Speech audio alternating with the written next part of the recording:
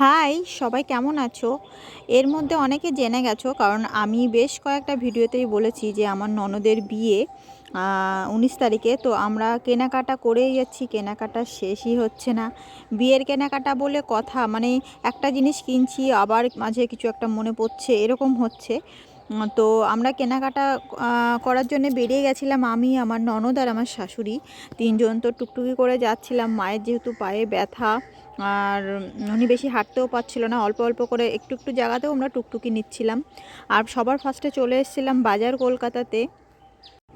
আগের দিন হচ্ছে আমি বাজারে যখন গেছিলাম তখন আমারই পার্সোনাল কাজের জন্য, তো আমি যে সিটি গোল্ডের কাজ করি ওখানে একটুখানি টাইম লাগছিল বলে আমি পাশেই মানে একটা সিটি লাইফ শপিং মলটাতে গেছিলাম। ওখানে কোনো কালেকশান আমার ভালো লাগেনি, আর খুব একটা ভালো ভালো জিনিসও ছিল না। তাও আগের দিন যেহেতু দেখেই নিয়েছি, তো আমরা এসেছিলাম বাজার, কলকাতাতে।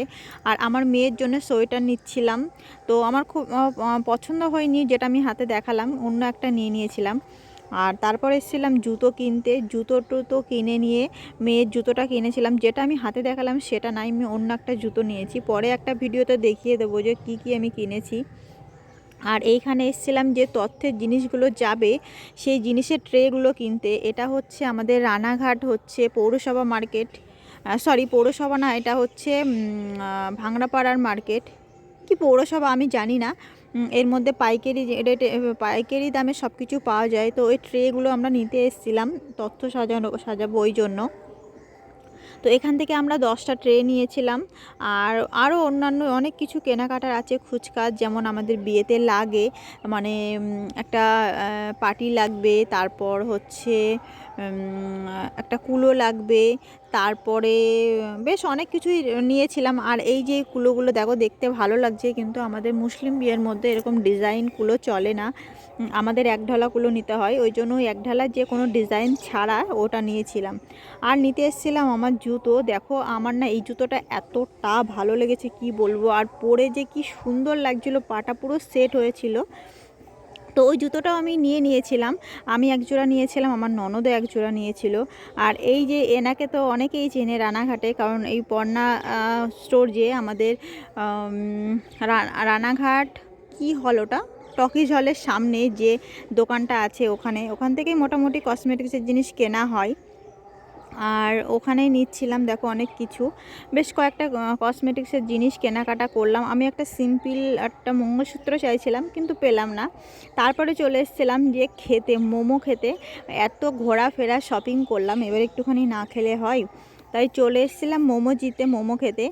আর আমার না সত্যি কথা বলতে স্টিম মোমোটা আমার অনেক পছন্দ, আমার ফ্রাইটা অতটা ভালো লাগে না। তো এখানে আমি স্টিম মোমোটা নিয়েছিলাম।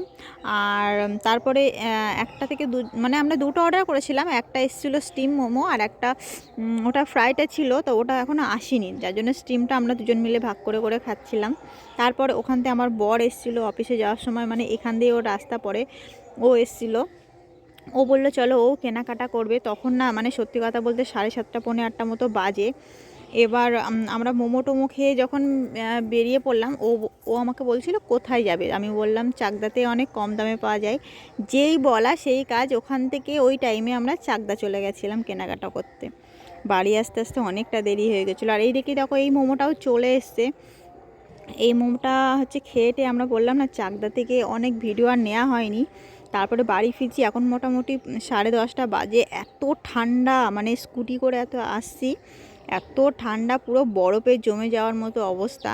আর এটা হচ্ছে পায়রাডাঙ্গার মোড়, মানে গাড়ি হাত পুরো অবশ হয়ে গেছে, তাও একটুখানি দাঁড়িয়ে আর কি হাতে রেস্ট নিচ্ছিলাম। তো ভিডিও কেমন লাগলো? Good night, bye bye.